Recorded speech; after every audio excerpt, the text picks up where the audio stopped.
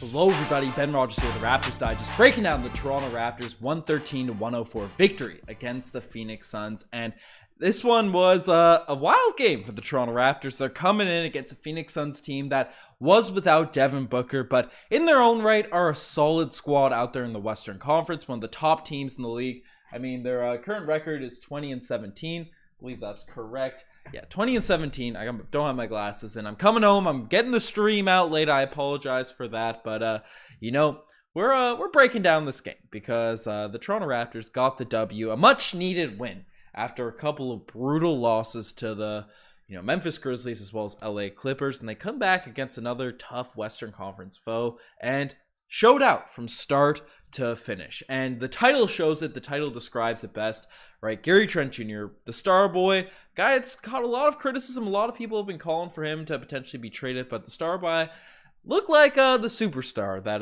we're all hoping him to develop into today, right? As he balled out against the Phoenix Suns in this one, knocking down threes left, right, and center. In this game, had 35 points, 3 steals, really active on the defensive end, 1 block, 5 rebounds, a couple of assists. Just out here playing well. 11 of 22 from the field, 4 of 11 from the three-point line. Gary Trent Jr. was doing everything that we could ask of him. And, when the Toronto Raptors, a big theme in this one was that, they were knocking down shots on the offensive end. At least for stretches, there were moments when the Toronto Raptors went cold and the Phoenix Suns went on their own little runs. But Gary did a good job, and, they answered the call of what Nick Nurse and everyone was saying about him following the Memphis Grizzlies game.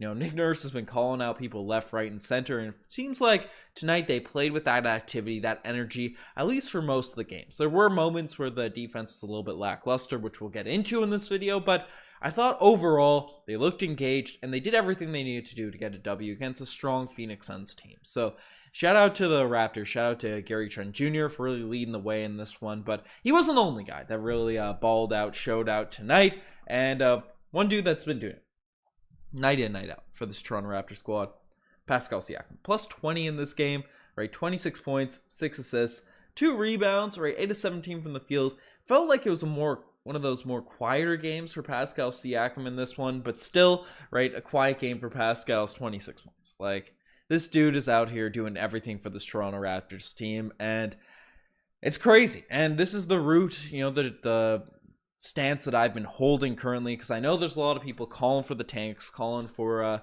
us to blow up the roster, and while I'm not opposed to us, if things are going horribly and, we have a few more of those Raptors therapy sessions, right, following some losses, yes, maybe we rest guys like Siakam at the end of this games, but when you have Siakam playing at this level, it's going to be tough for us to really lose enough games to go into a direction where we're able to get Victor Wembanyama. So that's Pascal Siakam, he's elite. He's at that level. So a step back on the tanking process, Kenneth Lau saying, but Pascal Siakam's just elite, and we have any bit of help, any remnants of help for Pascal Siakam. The team just looks solid. So shout out to Pascal Siakam playing at an elite level. But I got an award to give out tonight, the Scottie Barnes Award. As everyone knows, the criteria is fluid for this award, and tonight let's go into the guy that ran the point guard position, the most elite for the Toronto Raptors in this game. And while Jeff Dowtin Jr. could definitely be in consideration, Scottie Barnes is getting some love in this one as he had a solid performance in this game, right? Scottie, look at the stats. 11 points, 3 assists, 5 rebounds, and you might, 4 of 12 from the field, 1 of 4 from the three-point line. You might say, Ben, that box score is looking ugly. It's looking bad. What's happening? What are your takes on this one? Well, Scottie Barnes just feels like the game speeds up with the basketball in his hands. And yes, he makes rookie mistakes. Yes, he misses some shots he should make, but had a couple of very clutch shots, especially in the fourth quarter for the Toronto Raptors in this game. I thought Scottie just playing the natural position. The team looks a little bit faster. It's more engaged out there on the defensive end. I just like what Scottie had to do, coming into this game. So, shout out to Scottie Barnes, winning the Scottie Barnes Award again. And I do want to show some love because I called out for him to get more minutes. And Jeff Dowtin Jr., again, not a lot of run, 4 minutes, but I thought in his 4 minutes of action was good. Now you might say, Ben, -3, on a losing in a game where the Toronto Raptors won, right? Like, what are you doing? What are you doing praising Jeff Dowtin Jr. in 4 minutes of action? Well, I described how it's really tough to get your game going, to get your groove going in limited minutes. But Jeff Dowtin Jr. had a couple steals. He was playing fast, playing engaged, and,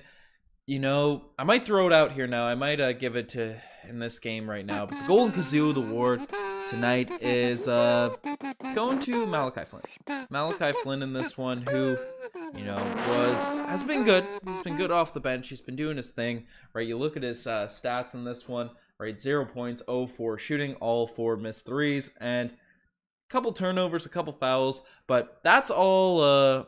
That's all what it was, right? That's the stats. The stat line is ugly. But really what killed the Toronto Raptors, especially at the start of the fourth quarter when Flynn was in there, was his lack of defense. He was getting blown by left, right, and center. And we've been praising Malachi Flynn's ability to sort of stay in front of guys, look like that defensive player of the year he was in college. But he's a small frame, so he really needs to be quick and strong to sort of stay in front of guys. But if he's getting blown by on top of his lack of height and size, he's an immense liability out there on the court defensively, and tonight really didn't show. And I was surprised that they took Dowtin out when he was playing well, because the Raptors, the other team, the Suns, went on their run the start of the fourth with Flynn and Dowtin out there on the lineups. Then Nick Nurse went back to the core guys, the starting unit, subbed them out pretty quick. But I would have liked to see Dowtin get a little bit more run. Free Jeff Dowtin. Might have to make an animation for that, because Justin Champagne's gone. So yeah, all right, that's what's happening. That's what's going on. Edwards saying Scottie was 2 points, 1 rebound, 1 assist at half. Yeah, but he turned it around in the second half, especially in the fourth quarter. Fourth quarter, Scottie, yes, he has to be more consistent. As I said, there's ups and downs with Scottie Barnes all season, all games. It's just how it goes. But I liked what he showed out there. I just like the way the team plays, regardless of if he's struggling or if he's playing well. I like what he's doing out there. And I still don't know why we lose the Magic back-to-back and beat the Suns. Yeah. It's tough. This team goes from looking like the worst team in the league one night to showing signs of hope the next. It's annoying, Miles. It just sucks. It just sucks because we don't know how to feel about this team. And who's saying it? By the deadline, as Kevin is saying, that by the deadline for under 500, I say we should become sellers. The Toronto Raptors, they're going in the direction of they're mid-January. They're figuring out what they're going to do. They're going to figure out what the direction is, what route we want to take. So we'll see what ends up happening. People, I don't know where Riker is, but I don't know where he is. People keep asking. I brought it up on thousands of podcasts. Don't know where he's at. But they have a worse record in December than us. Well, the Suns do. Who's Edward? The Suns are trash. That's fair, and they're without Devin Booker. They're struggling lately, but the Toronto Raptors, it's nice to get the wins against a Phoenix Suns team that does have star caliber players. I mean, we're losing to the Magic lately, right? We need to take every game we can with spirit, with hype, with happiness. But those are the only guys that were playing well, right? OG Anunoby, again, he almost gets overlooked by the level he's playing, but 16 points, really efficient, 6 of 10 from the field, doing a great job on the perimeter, playing defense, 5 rebounds, 4 assists, 2 steals, a couple timely steals as well, a couple timely threes. That's what you love to see from OG Anunoby out here balling, out here playing well, right? OG was great. Juancho Hernangomez continues to not do much out there in his court time, and Thaddeus Young, Chris Boucher, they don't have the plus minus to show a solid performance or to do anything, do their things, but they have a nice dynamic. I like the way they sort of pass to each other. Thaddeus Young in a bunch of steals. Chris Boucher, 3 of 5 from the field. He answered the call. He knocked down a 3. It's just what's happening. It's just what's happening. So you love to see it. Toronto Raptors out here playing well. And just to add some cool bet stuff, what's Jeff saying? I saw an ad on Toronto Taxi with it, and I thought of you guys. Pretty cool. Hey, Jay's calling for it. And I gotta bust out, because if you guys bet on the Toronto Raptors in this game, you could have made a solid bit of money. The returns on this were pretty good. And if you are looking to sports bet, if it's something you do, you want to support the podcast and sign up just for the best odds and the best sportsbook in Canada, definitely sign up for CoolBet. Using the link down in the description. They're regulated all across Canada. They got lines for every Toronto Raptors game, every NBA game, pretty well any sport that you're interested in. So, and as Jay has mentioned, right? Like they're the sports bet, they're associated with the Raptors Digest. And if you sign up, you'll be able to join our Discord, our Cool Betters Discord, and make custom bets with myself, Josh, Goody, Marcel, whoever. So definitely check that out. It's what we appreciate it, and they're just a quality app, quality sports book, and they're regulated all across Canada. So lots of great stuff there on that front. But again, lots of people are rocking out. Right, I'm still in Josh's basement. He's locked down there. So poor Riker, man. He's stuck. He's stuck in the basement. But OG Scottie need to fall back for Gary. He's our second best player. And starting Gary Trent Jr. I wasn't a big fan of him moving to the bench. And I especially wasn't a big fan of him being on the bench when he was getting less minutes than he was as a starter. Because Gary's one of our only reliable dudes out here on this Toronto Raptors team, night in, night out. So, what do we do? What do we do with him, right? If he's sitting on the bench, he's benched and all that sort of stuff. Like, playing 20 minutes a night, certain games, I want him in the starting unit. I think we need to fix this roster construction. Right, bringing him off the bench doesn't really make sense. Sure, if he's getting the same amount of minutes, I don't really care that much. It's starting as long as he's getting his 30-plus minutes a night. But I like Gary Trent Jr. getting his run, getting his opportunities, not worried about if he's going to get time or not. He's a very confidence-driven player. He got the start in this game tonight and was absolutely dominant. So that's what's happening. And Anthony's getting bit by the fake Riker out there in the chat. But how do you know this? That's how you know the podcast has gone places, gone up. Appreciate it, Jay. Lots of big things en route happening on the way. So Barnes and OG are role players. Should just get rebounds and clear out. I think they can do more than just clear out and do those things, but they're doing all they can. I don't mind OG, Scottie Barnes catching the ball, being aggressive, attacking the rim, doing their thing out there on the court. But having them on the bench is great for getting shots up, though. Not enough shots to go around with Fred VanVleet's in the starting lineup. I don't know, I kind of like Fred playing off the ball a little bit more. I see what you're saying, but yeah, just skew their minutes. Give him an opportunity to sort of switch up what he's doing. Because Gary Trent Jr. is a confidence guy. Having him in the starting unit, he just seems to play better. He seems more engaged and stuff. That's what's happening. Miles is saying the 3-point shooting is poverty. Need to keep our only bucket getter and move Fred. Got to break free of all the emotional attachments and call a spade a spade. I'm not big on selling low on Fred VanVleet, but we do have to adjust his role and not play him 40 minutes a night. That's my take on that one there. Kevin's asking if Nick Nurse's job is safe. Yes, there's no chance he gets fired. That's regardless of how many fans want to, right? That's what's on the go. But how are you the best when you need to be open to score? And he's not the best player on the team, but he's just out here catching the lanes, driving through. There's lots of guys, 3-and-D players that need to be set up, and Scottie Barnes can create for himself a little bit in the low block. OG Anunoby needs to catch more in the flow of the offense, but they can sort of create for themselves. I'm not buying the narrative that they're trash and can't do anything on their own. But if Trent plays defense, he deserves to start. True, and he's just leveling it up. Gary can get it once in a while. He's off more than all. He's been pretty good as of late, though. Blue Week is asking if we should bench Fred VanVleet. There's a 0% chance the Toronto Raptors ever bench Fred VanVleet again.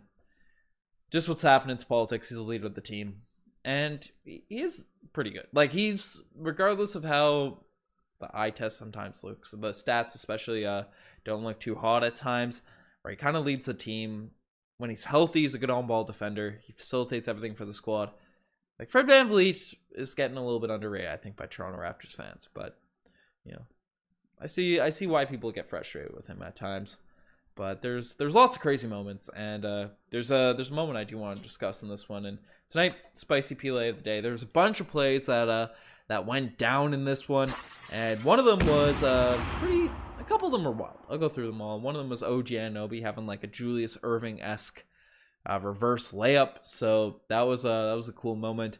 Right, we had some clutch buckets at the end of this one, whether it be Pascal hitting some shots, Gary hitting some tough bounce around the rim looks.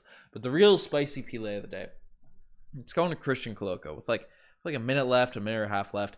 A timely 3-point shot going down from Christian Koloko, the least likely three-point shooter out there on the court. Surprised he's actually out there in minutes and crunch time. Did a solid job playing defense, doing his thing out there.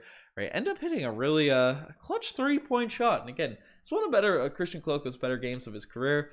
But, only 8 points, 4 rebounds, but did a good job on the defensive end. Plus 22 for the game. 21 minutes in this one. Nice to see Nick Nurse trusting the big man, doing his thing out there, doing a good job against DeAndre Ayton. You'll love to see him doing his thing out there on the court. So shout out to Christian Koloko. I don't think it's his first 3. I could be mistaken because he took a bunch of preseason, but nice to see Christian Koloko hit timely clutch threes for this Raptors squad. You love to see it there for this Raptors team, but Koloko neutralized Ayton. That is facts, right? He was doing a really good job out there on the defensive end, being mobile, being big, and Koloko's a rookie. Imagine if we can run our defensive schemes with a more consistent, long, wiry center, have Koloko to sort of come in and be the backup option, right? Be the supporting option rather than our starting center. Obviously, when Precious Achiuwa is back, he'll be more of a natural fit out there at the center spot, but again, he's a little bit undersized as well. I like when we have that big man down low, that big man ready to sort of rock out there in the paint to contest shots and match up against a DeAndre Ayton. Now, Koloko can't do it night in, night out. He's not strong enough to do it against the Steven Adamses of the world, but DeAndre Ayton doesn't use his strength as much as a guy like Adams, JV, Joel Embiid, even a Giannis, Brook Lopez, those types of dudes, so he can do it. But as Predator King kept saying, this is a glimpse of the future when Koloko ends up filling out his frame a little bit more. And he's remarkably athletic, right? Remarkably long, and adds 20 pounds of muscle over the next 2 seasons. He's going to be a force to be reckoned with down the paint. So that's nice to see. And I think Gary Trent Jr. in a few years will be a consistent shooter like DeMar and carry the offense. And that's true. And that's why I'm not a big fan of just giving Gary up for nothing, even though he is a free agent this offseason. When Gary Trent is playing at this level, there's no competition. That's true. It's a nice thing to see. It's nice to see Gary Trent Jr. playing at an elite level. Starboy getting some love for the old Toronto Raptors fans. And hopefully we can just be consistent. We can come out here and do our thing. And we came out with more energy. We did what we had to do out there to end up get a W. But I don't think we have to overstress about this game, overanalyze, dive into it. I got it out later, but I wanted to go live to chat with the squad Friday night. Happy New Year's to everyone that's on the Gregorian calendar or whatever, but you guys are the best to make it this far. Subscribe to the channel if you've been enjoying the content. Sign up for CoolBet, right? The link is down in the description below, right? They're an awesome sportsbook act. They're the best sports book you can sign up for in Canada, but you guys are the best. I'm signing out. Cheers.